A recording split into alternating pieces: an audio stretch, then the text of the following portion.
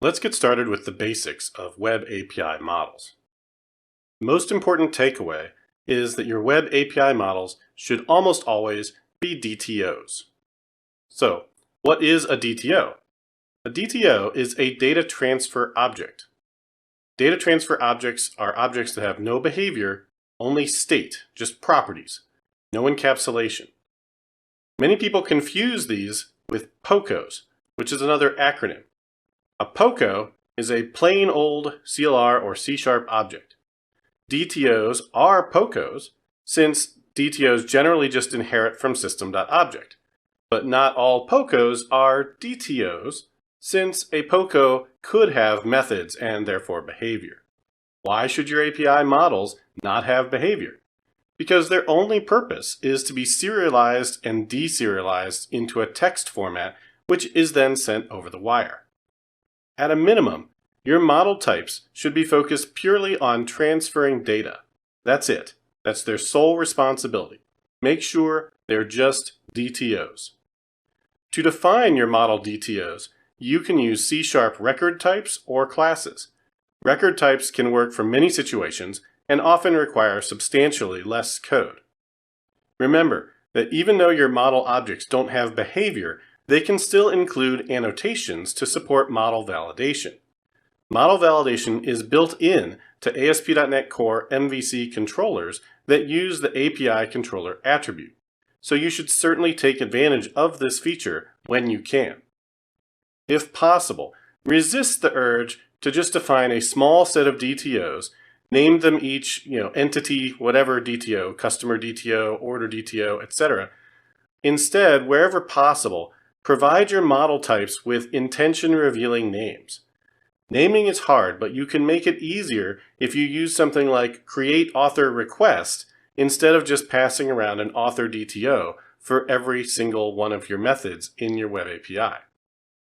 For DTOs that are used to create new resources, I like to name them something like createResourceCommand or createResourceRequest, replacing resource with the name of the resource. In this example, you can see that it's a class, and it includes 3 string properties, name, Pluralsight URL, and Twitter alias. Because it's a DTO, there is no encapsulation. That means there are no protected, internal, or private accessors. Everything is public. And because it's used for creation and the server is generating the keys, there is no ID property. Even though it's a DTO, we're able to add annotations from the system.componentModel.dataAnnotations namespace. We are using these to mark the name property as required and to specify maximum lengths for each property. Because we used constants to define the data model lengths, we're able to reuse those constants here, which ensures that they stay consistent. If you prefer, you can use records for your API models, which can result in much less code. In this case, it doesn't look much shorter, but that's only because of the annotations that are being used.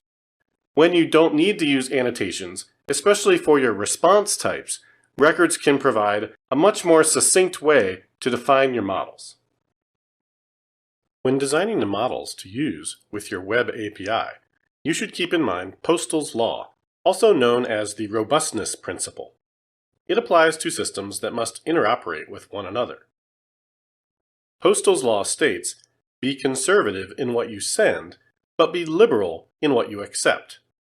It was coined by John Postal, who used the wording in an early specification of the TCP protocol.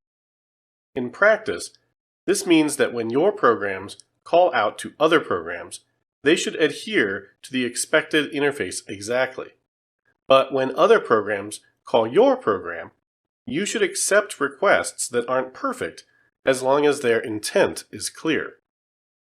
Applying this to Web APIs, what you accept are HTTP requests, and what you send are HTTP responses.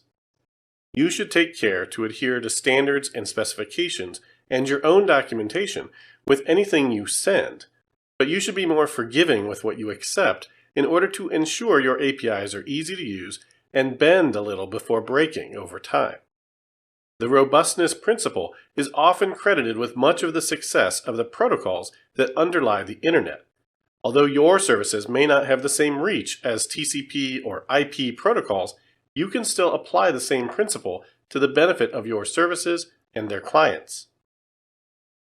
A related law is Hiram's Law, and the importance of Postal's Law becomes more clear when you couple it with Hiram's Law for APIs, which states that with enough users, regardless of what you might commit to in your contract, all observable behaviors of your system will be depended on by somebody. The more consistent and constrained you can be with your responses, the less likely you are to inadvertently introduce breaking changes to some of your clients. As an example, let's say that I want to change how I accept a Twitter alias into my APIs. Let's assume that the API has been in use for a while, and the data in my system now has aliases in a variety of formats. Some use an @ prefix, some don't, some include the full URL. So my solution to try and fix this problem with data coming in different formats might be to apply stronger model validation. Unfortunately, if I go this route, I'm going to break clients that are already assuming one of the other formats than the one I pick. Here is an example of how I can enforce a rule stating that each one of the submissions must match the format of @ and then the alias name. I'm using a regular expression here. This would certainly break existing clients that aren't expecting to use the @ prefix or which have been sending URLs. Using a regular expression data annotation also doesn't provide a very user-friendly error message. As the saying goes, when you have a problem and you try to use regular expressions to solve it, now you have two problems. If you do need to validate your model, you'll definitely want to provide better error message to your user than the one shown here. If we want to follow Postal's Law and Hiram's Law as well, then assuming we already shipped a version of the API that allowed for multiple formats of Twitter aliases to be provided, then we should continue accepting all of them so long as we can make sense of them. Then, we can transform the known set of formats into the format we wish to use in our domain or persistence models. Once we have this in place, the API works, as it always has for consumers, and accepts a wider variety of formats without breaking any clients. Essentially, it continues to work the way it always did, but we get the advantage of cleaning up our data and making it so that going forward, we have data consistency. Here is some simple code that could meet the requirements. It's not designed for speed and could certainly be optimized, but it would be clear that there are 3 acceptable formats of Twitter aliases which can be transformed into the canonical @username syntax. Obviously, you would apply this to whatever types your model might use.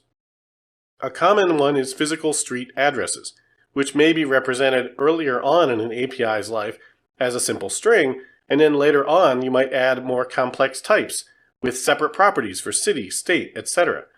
Being able to accept types in multiple formats will make your API easier for more clients to use generally. And avoiding breaking those clients that used an earlier format will keep your API working longer.